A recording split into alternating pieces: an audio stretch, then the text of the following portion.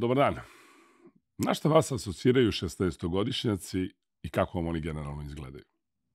A koliko znate 16-godišnjaka kada je započelo neki svoj projekat ili možda biznis? Kakav je razvojni put osobe koja je sa 16 godina ušla u preduzetništvo? Kako se postaje serijski preduzetnik? O svemu ovome i još po nečem važnom pričat ćemo s mojim današnjim gostom, za kojeg važi legenda u Beogradu da se jednom nasmejao. Današnji moj gost, moj veliki prijatelj, sjajan čovjek i preduzetnik Ivan Minić. Ćao, Vlado. Ovo je drugi put. Sad imamo na snimku. Da, imamo dokumentovano.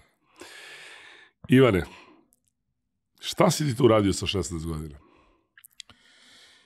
Pa ja sam sa 16 godina imao ideju, a ne bih je imao da nisam pre toga već bio dosta aktivan na internetu. Imao sam tu sreću da zbog toga što sam bio jako dobar đak, jedan od najboljih u Beogradu, relativno rano, zajedno sa roditeljima i sa nekom mojom ušteđevinom i sve to, dođem do prvog računara, da onda krenem aktivno to da koristim i ozbiljno da koristim i da vrlo brzo dođem u priliku da krenem da od ušteđevine kupujem internet sate. Sad to je prvih 10 sati koje sam kupio u Eunetu, sećam se da su trajali dobrih godinu dana, jer M je to radilo sporo, ja nisam znao gde da odem, tad naravno nije postojao Google, tad još mislim čak da nije postojala ni Alta Vista.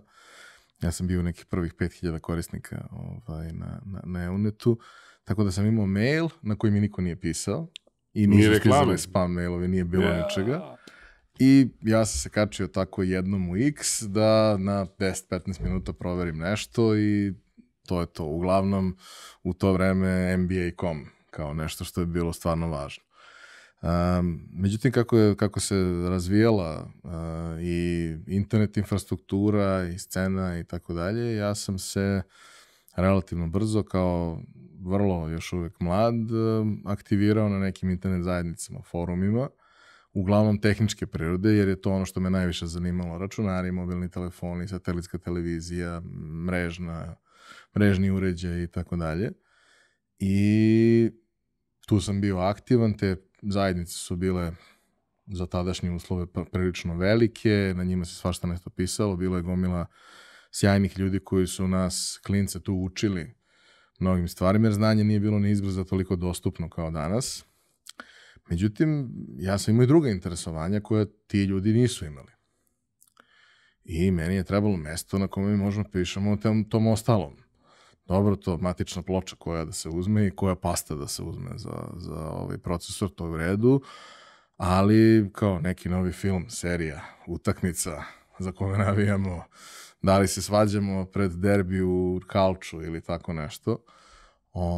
Toga naravno u tim zajednicama nije bilo ili je bilo u tragovima i ja sam osetio potrebu da napravim nešto što je u regionu već postojalo, što je u dijaspori već postojalo kroz Serbian Cafe, a to je forum koji se bavi svim tim ostalim temama, gde postoje naravno i mobilni telefoni i računari, to je važno, ali bavi se svim tim ostalim temama. I ja sam 2002.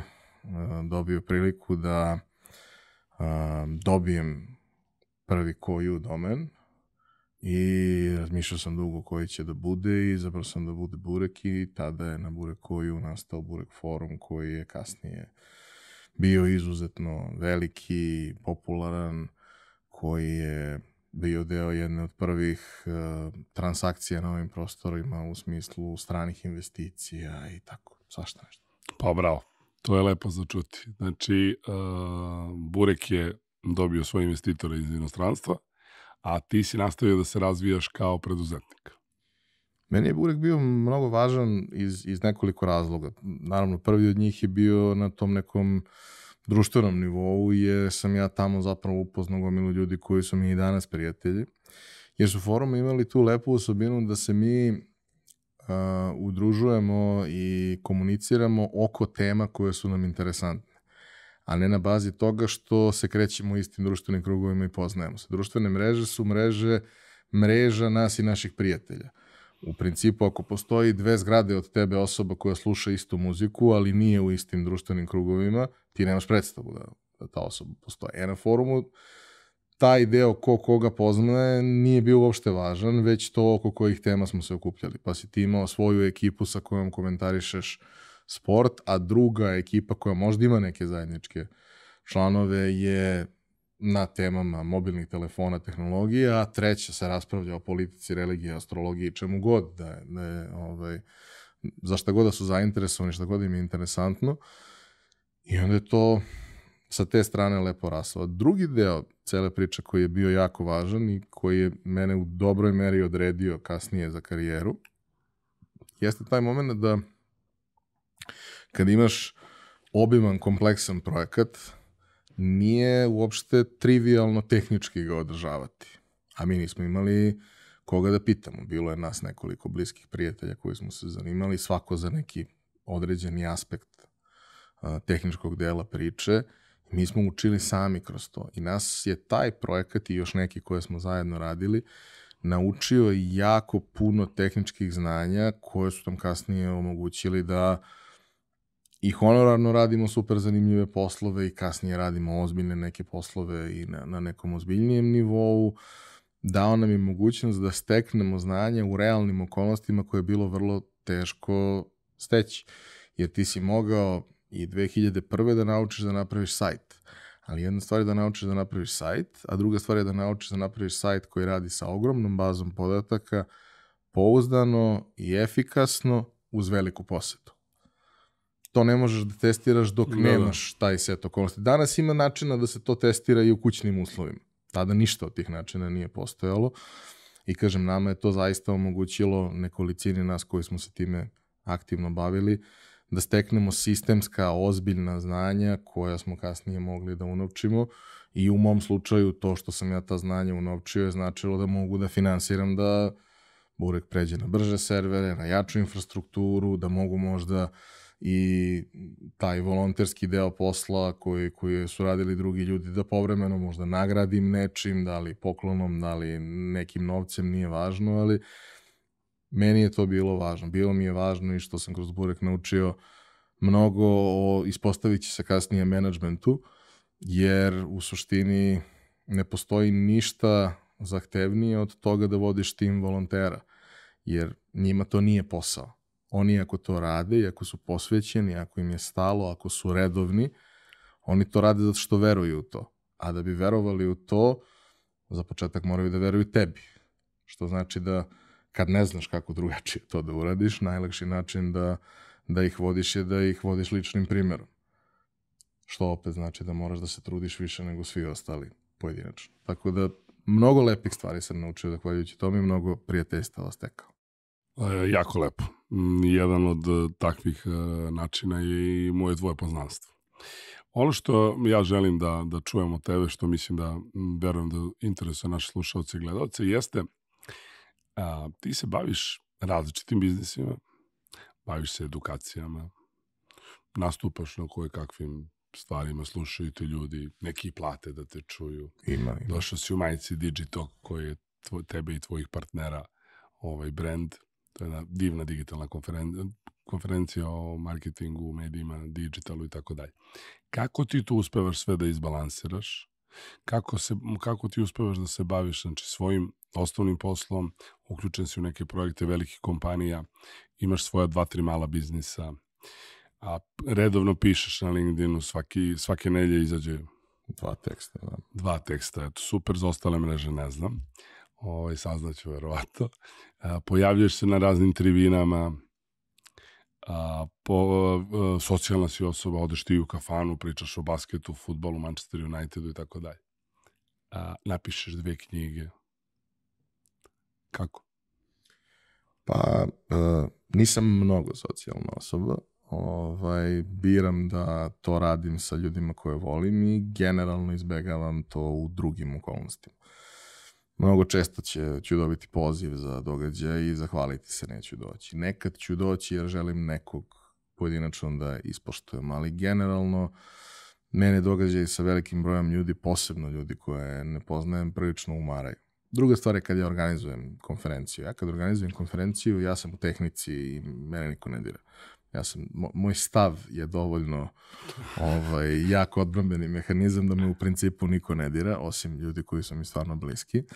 A ako zanemarimo taj deo da nemam nešto preterano aktivan društveni život, da još uvek nemam porodicu i tu vrstu obaveza koje zahtevaju, kažem, da se odvoji značajno vreme i energija, ja obično kažem nemam život. I onda kad nemam život, onda mogu da stignem sve ostalo. Imam jedno 4, 5, 6 sati više dnevno nego većina ljudi.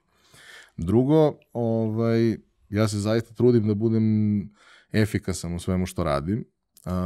Iz prostog razloga što ne volim da gubim vreme na gluposti. A većina stvari koje mi u toku dana moramo da radimo su gluposti. Sad možda neke možemo danas da automatizujemo.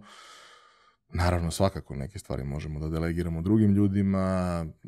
Sve to stoji, ali ima određeni deo stvari koje jednostavno moraš ti da uradiš. I ja nemam problem sa tim da nekoliko puta u toku dana posvetim 10-15 minuta u kojima ću se potpuno izolovati od svih i nebitno gde sam, da li u kafiću ili u kancelariji ili kući, sesti 15 minuta, očistiti sve što imam na mailovima, svima odgovoriti, sve završiti, sve upisati u kalendar što treba, poslati zahtev, sve, očistiti na nulu.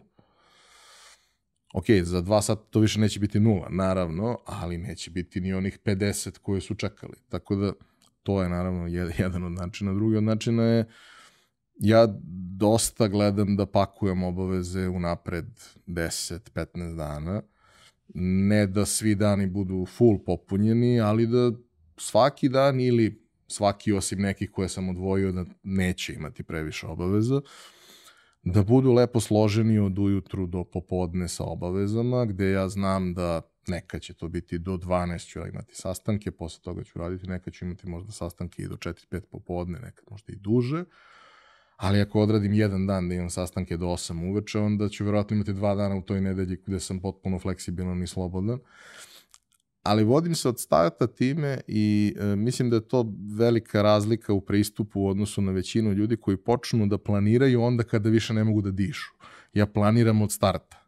Pa ako ostane neko slobodno vreme, ja onda mogu da sednem i da se bavim nečim što nije mission critical da se uradi sada. To je da pišem nešto, da li kolumnu, da li pričice za LinkedIn, da li nešto potpuno deseto što mi je u tom trenutku interesantno ili da dizajniram ili nešto što ja volim da radim, a nije mi neophodno.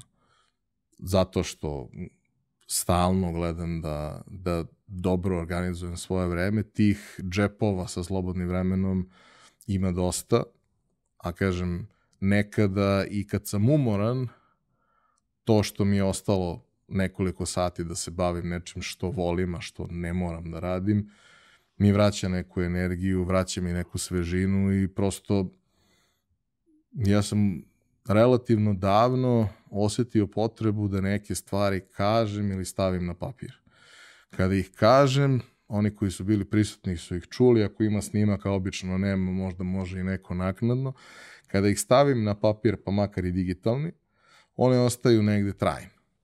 I meni je to važno da ne zaboravim, meni je to važno da mogu da se referenciram na to i meni je to važno zato što desi se tako povremeno da pročitam nešto što sam napisao pre 15 godina i da kažem sebi, bože što ovo bio pametan mlad čovjek, vidi danas na što sam ispao, ali ok, zanimljivo je nekad vratiti se 10 ili 15 godina unazad i vidjeti kako se promenilo i razmišljanje i način na koji vidiš i opisuješ stvari i tako dalje. Dobro, kad si spomenuo razmišljanje, osim iskustva kroz razne biznise i menadžment, šta ti je najviše pomoglo u razvoju i tvoje karijere i lično tebe i biznisa? Da li su to neke knjige, da li su to bili seminari, da li je to učenje od drugih ljudi?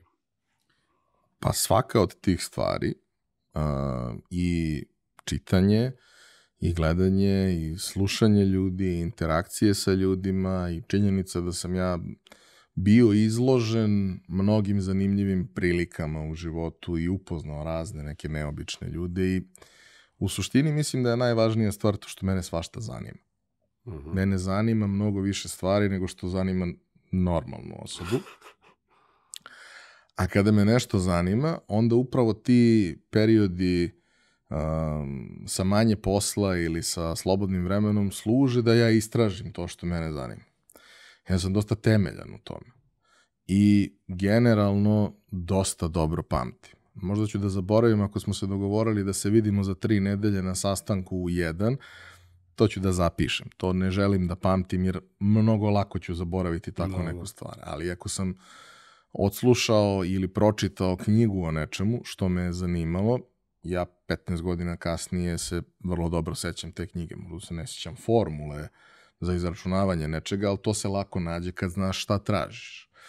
Tako da, mnogo toga sam ja ubacio sebi u glavu i uglavnom je to našlo neko svoje mesto na nekoj polici i to onda omogućava da se u nekim vrlo neobičnim situacijama ukrste stvari koje ljudi retko ukrštaju oko toga. Da ja na osnovu strategije koja se koristi za odbranu u rukometu imam ideju kako može da se reši problem u proizvodnji u pekari. Što, mislim, nema nikakvog smisla, ali meni daje. Ima. I ja to kad objasnim nekome, kako ja to vidim, kad mu kažem kako je geneza toga, nikom ništa nije jasno, ali kad mu objasnim konkretno kako vidim da to izgleda, oni kažu da to ima smisla. I to je ta neka širina, a vrlo često i dubina koja u nekim slučajevima prati tu širinu, nekada i ne, nekad nešto želim samo na informativnom nivou da poznajem, ali nikad se nisam branio od znanja. Uvek mi je bilo zanimljivo da razumem kako nešto radi, zašto neko radi nešto na određeni način. Bilo mi je zanimljivo i da razumem zašto se ljudi ponašaju na određeni način, a neki drugi se ne ponašaju na taj način. Bilo mi je zanimljivo da razumem sebe zašto se ne ponašam kao većina ljudi u raznim situacijama. Tako da sam ja svašta nešto kopao u ovih prethodnih 40 godina i kad kažem 40 godina, ja sam napunio 40 pre meseci i po dana i to je bukvalno 40 godina, zato što ja sam prve knjige krenuo da čitam sa 4-5 godina. Već sam znao donekle, a pre osnovne škole sam full čitao, tako da ja sam sa 8 godina znao celo dečije sve znanje i dan danas tvrdim da je to dovoljno da se završi osnovna škola. Znači sve to što je stajalo u tim knjigama da je sasvim dovoljno da možeš da završiš osnovnu školu. Sad kad je znanje dostupnije nego ikad i kad možeš da kroz ovakve forme sedneš sa nekim super interesantnim ljudima, što ja radim kroz Pojačalo, ali isto tako sedneš za susedni sto u kafani gde 2 zanimljivih ljudi pričaju i ti ih prisluškuješ tako što slušaš neki podcast u kome 2 zanimljivih ljudi pričaju, ti to pre nisi mogu da uradiš. Tako nešto nije postojalo. Da. Postojale su televizijske, radijske emisije. To su bili mnogo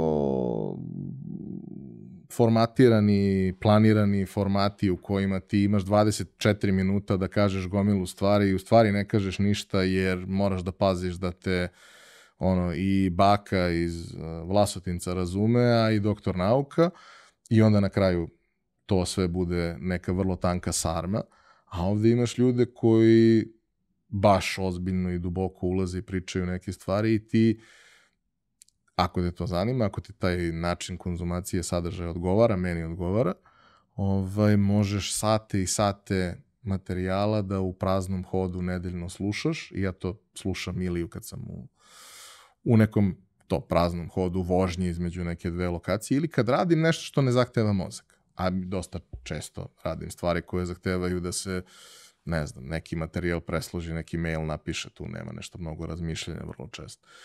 I onda kroz tako nešto dolazim do nekih zanimljivih znanja, konteksta, informacija, smernica, ideja gde još da tražim zanimljive informacije, šta da pročitam, šta da preslušam, šta da pustim negde u pozadini pa usput pokupim nešto. Tako da ja mislim da ne postoji način da imaš višak znanja. A ljudi se često brane od toga da ne nauče nešto što im neće trebati. Nikad ne znaš šta će ti trebati. Na kraju kraja pojavit će se kviz. Recimo. A reci mi ovako, tebi se dosta ljudi obraća za neki consulting, mentoring i tako dalje. Da li je to posledica naravno tvog širokog interesovanja za različite stvari, pa ljudi dolaze do tebe. Imam ja par ljudi koji sam poslao kod tebe na consulting, koji su rekli neću više se bavim tom idejom kad sam pričao sa Ivanom. Ja suštinski mislim da je to dobro zato što štediš im vreme za neke stvari i postaviš bolja pitanja nego što bi oni. Mi sami nekada navijamo. Prosto navijamo za svoj projekat. Koliko ti misliš da je to važno da se mladi ljudi upute prvo kod nekog konsultanta, mentora sa idejom? Da li to tebi više puta pomoglo? Jesi ti imao tvoje neke mentore?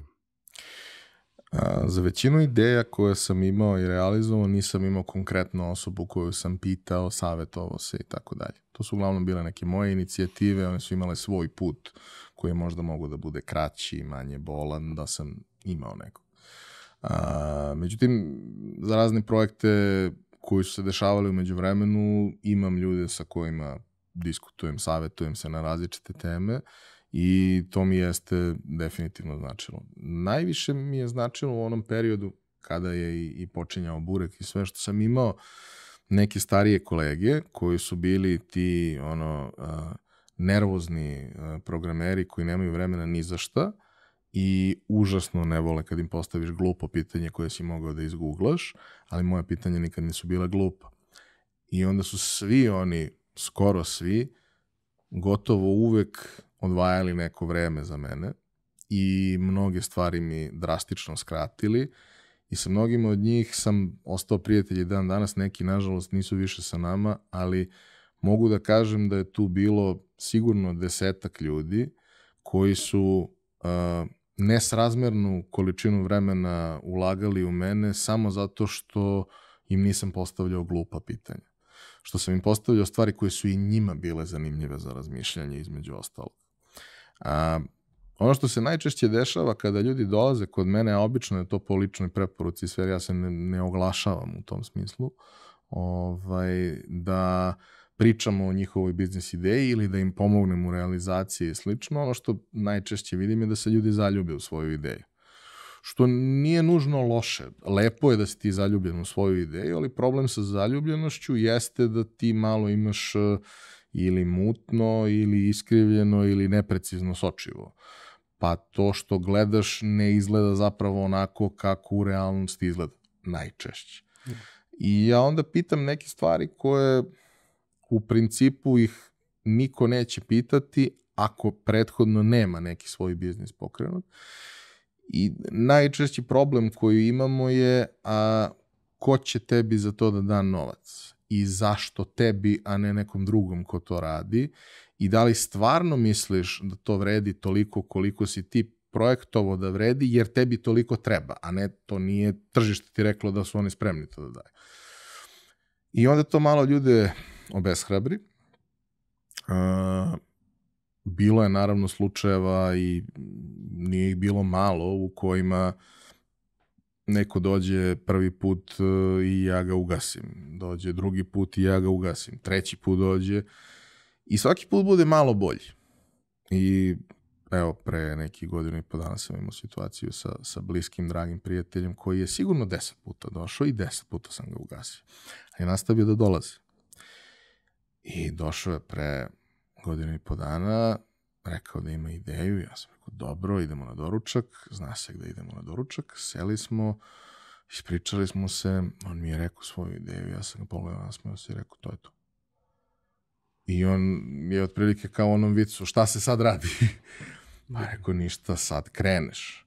Pa ja ne znam kako ću da rešim tehnički ekipu koja će to da radi, a to nije problem, to ću ja da ti pomognem. Ja ću te spojim sa ljudima koji će sve ti naprave. Oni znaju da naprave. Oni ne znaju da li će to da radi u smislu profitabilnosti. To će tehnički da radi. To ne znači da neko to želi da kupi. I evo, ta ideja je poletela pre nekih 1 dana, ima lepe rezultate, bilo bi još bolje da ima još lepše, ali mislim da je u ovim okolnostima i ovo lep rezultat, jer nikome nije baš previše do veselih tema dok se sve ovo dešava što nam se dešava. Ali ta ideja jeste imala sve elemente koji su potrebni da ona uspe.